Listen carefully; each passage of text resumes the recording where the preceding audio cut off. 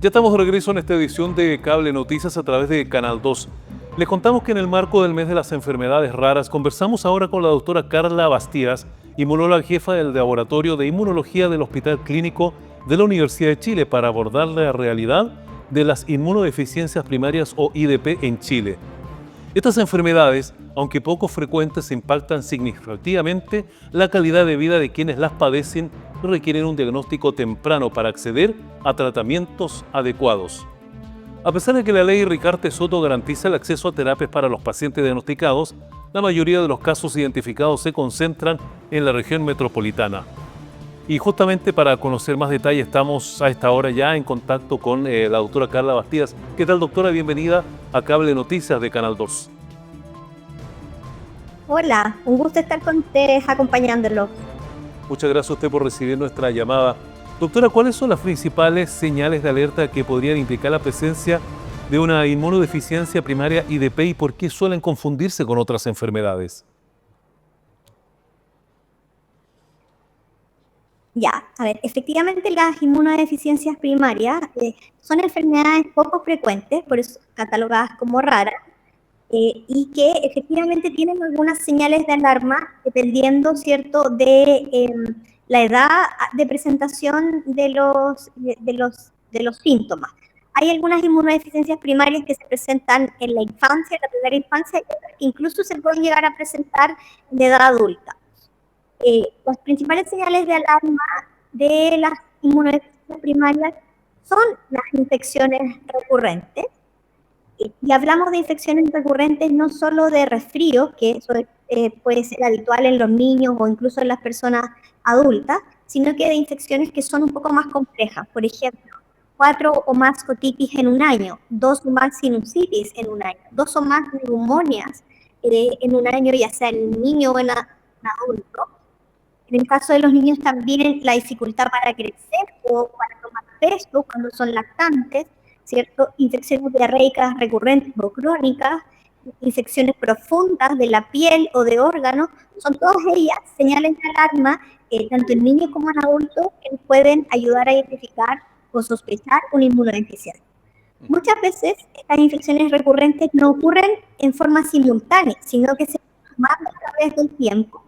Y esa es una de las barreras por las cuales a veces es difícil pesquisar o sospechar una inmunodeficiencia primaria en forma más precoz. Doctora, la mayoría de los casos en Chile se han diagnosticado en la región metropolitana, mientras que en algunas regiones hay solo 1 o 2 pacientes identificados. ¿A qué cree usted que se debe esta disparidad geográfica? A ver, Chile en general es un país dispar por su geografía, ¿cierto? Por lo largo y por cuando las barreras de acceso que muchas veces tenemos en distintos aspectos. Yo creo que puede haber un rol de la capacidad de sospecha y la capacidad de diagnóstico que existe en regiones. Efectivamente, las señales de alarma son el primer paso para evaluar una inmunodeficiencia, pero después se requieren, ¿cierto?, algunos exámenes especializados y conocimientos de especialistas en inmunología como para poder llegar a un diagnóstico definitivo. Y probablemente hay un retraso o hay un déficit, ¿cierto?, de la capacidad de sospecha diagnóstica y de la capacidad diagnóstica que existe en regiones, no solo por la falta de profesionales especialistas en inmunología, sino que también por el acceso a los distintos exámenes que se requieren. Se estima, doctora, que el diagnóstico de una IDP puede tardar hasta 7 años. ¿Cuáles son las principales barreras que enfrentan los pacientes y los médicos para detectar esta enfermedad a tiempo? Claro, efectivamente hay estudios a nivel internacional. A nivel nacional hay pocos datos, pero a nivel internacional hay estudios que demuestran, ¿cierto?, que una inmunodeficiencia puede tardar hasta 7 o 10 años en ser diagnosticada. Porque estas infecciones, el sistema inmune es un sistema que es muy complementario.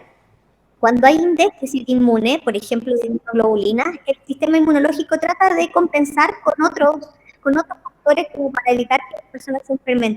Entonces, lo primero es que no todas las infecciones ocurren en el mismo momento o no ocurren en forma transversal.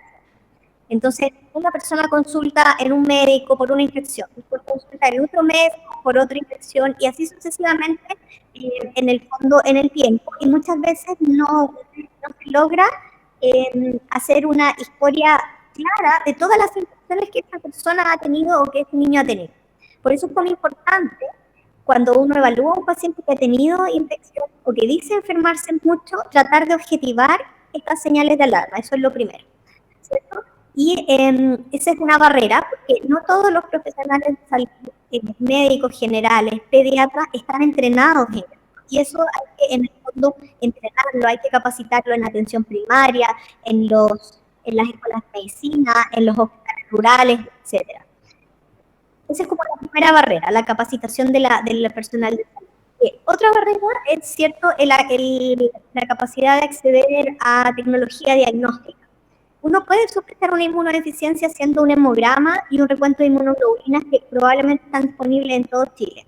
Pero para llegar a hacer un diagnóstico específico, ¿cierto?, se requieren de exámenes inmunológicos más complejos y la mayoría de esos exámenes están concentrados en Santiago. Y de alto costo, por lo tanto también hay un tema de acceso en este sentido y eso es otra barrera. ¿Qué impacto ha tenido la ley Ricarte Soto en el acceso a tratamiento para los pacientes diagnosticados y qué desafíos persisten en términos de cobertura y equidad actualmente en el sistema de salud? Mira, la ley Ricarte Soto para nosotros como médicos y para los pacientes, por supuesto, ha sido un gran avance en el manejo de estas enfermedades que muchas pasaron de ser altamente peligrosas o mortales a ser, cierto, tratables, crónicas, han permitido al paciente mejorar la calidad de vida, disminuir la recurrencia de infecciones, ¿cierto? Y con eso lograr una vida mucho más normal.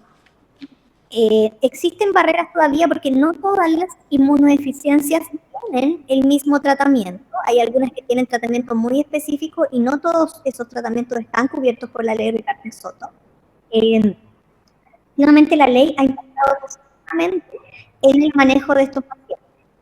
Existen todas las barreras, principalmente en lo que conversábamos recién, en la sospecha diagnóstica y en la capacidad de acceder a diagnóstico. Porque los exámenes que se requieren para el diagnóstico de una deficiencia primaria son de alto costo. Hay exámenes incluso genéticos que se pueden realizar para pesquisar estas deficiencias y esos no están cubiertos por la ley Ricarte Soto. Y en el sistema previsional, ya sea público o privado, no todos tienen cobertura de costo. Entonces, muchos pacientes tienen que pagar estos exámenes de forma privada. Yo creo que hoy en día las principales barreras para mejorar el manejo de las inmunodeficiencias primarias está en poder hacer un diagnóstico más precoz, sospecharlas en forma más rápida, ¿cierto? Y poder en el fondo lograr mejores objetivos terapéuticos.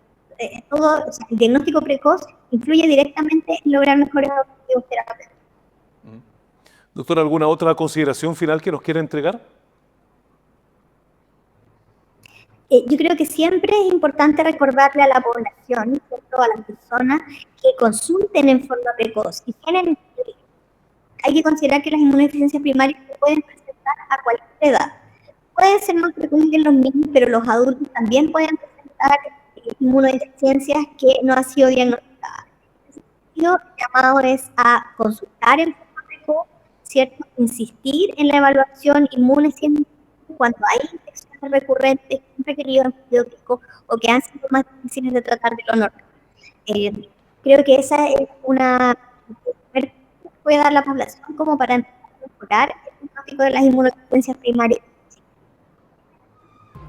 Bien, doctora, muchas gracias por haber participado en nuestra entrevista aquí en Canal 2. Muchas gracias a ustedes por darnos esta instancia. Que esté muy bien. Bien, pues hemos conversado con la doctora Carla Bastida, inmunóloga y jefa del Laboratorio de Inmunología del Hospital Clínico de la Universidad de Chile, conversando hasta ahora en esta edición de Cable Noticias. Momento para la pausa, ya seguimos con ustedes.